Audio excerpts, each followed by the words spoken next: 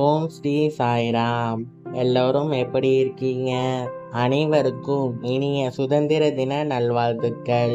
சாய்ராம். பாரதத்தை அது உண்மையில் பெற தகுதியான மகத்தான நிலைக்கு நாம் எவ்வாறு மீண்டும் கொண்டு வர முடியும்? இந்திய சுதந்திர தினத்தை நாம் கொண்டாடும் இந்த நாளில் ஒற்றுமையின் முக்கியத்துவத்தை பற்றி பகவான் நமக்கு அருளும் செய்தியை நினைவு கூறுவோம். பலர் தங்களுடைய செயல்களின் மூலம் பாரதத்தின் நற்பெயரை களங்கப்படுத்துகின்றன. இது நாட்டிற்கு செய்யும் துரோகத்திற்கு ஒப்பானதாகும்.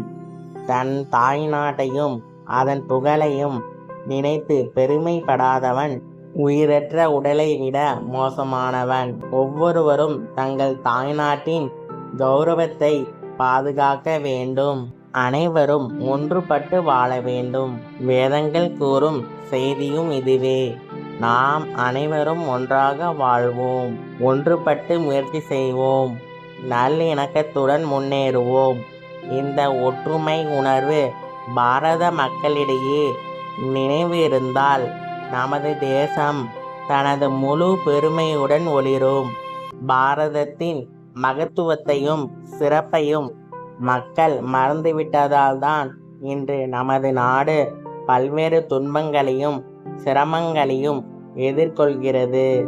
மக்கள் அனைவரும் ஒருமித்த கருத்துடன் ஒன்றிணைந்து செயல்பட்டால் பாரதத்தில் சாதிக்க முடியாதது என்று எதுவும் இல்லை. பாரத மக்கள் சாதி, மதம், மொழி போன்ற வேறுபாடுகளுக்கு இடமளிக்க கூடாது. நாம் அனைவரும் ஒரே மனித குடும்பத்தை சேர்ந்தவர்கள் என்பதை உணர வேண்டும். மனித குலமே நமது சாதி, அன்பே நமது மதம், இதயமே நமது மொழி. இந்த 3 உயர்ந்த கொள்கைகளின் அடிப்படையில் நாம் நமது செயல்களை அமைத்து கொண்டால் நமது நாடு அளவற்ற முன்னேற்றத்தை அடைய முடியும். இந்த உயர்ந்த லட்சியங்களை உங்கள் இதயங்களில் போற்றி ஒவ்வொருவரும் தங்களுடைய கடமைகளை சிறப்பாக நிறைவேற்றுங்கள். தெய்வீக அருளுரை 29 ஆகஸ்ட் 1992.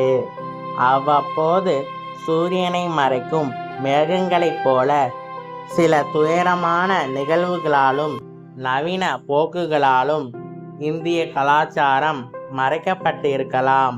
ஆனால் அது ஒருபோதும் அழிக்கப்பட முடியாது என்கிறார் பகவான் ஸ்ரீ சத்ய சாய் பாபா. பாபாவின் ஆசீர்வாதத்தால் நல்லதே நடக்கும். வெற்றி நிச்சயம். ஜெய் சாய்ராம். அல்லாஹ் மாலிக். ஜெய் ஹிந்த், ஜெய் ஹிந்த், ஜெய் ஹிந்த். வந்தே மாதரம், வந்தே மாதரம், வந்தே மாதரம்.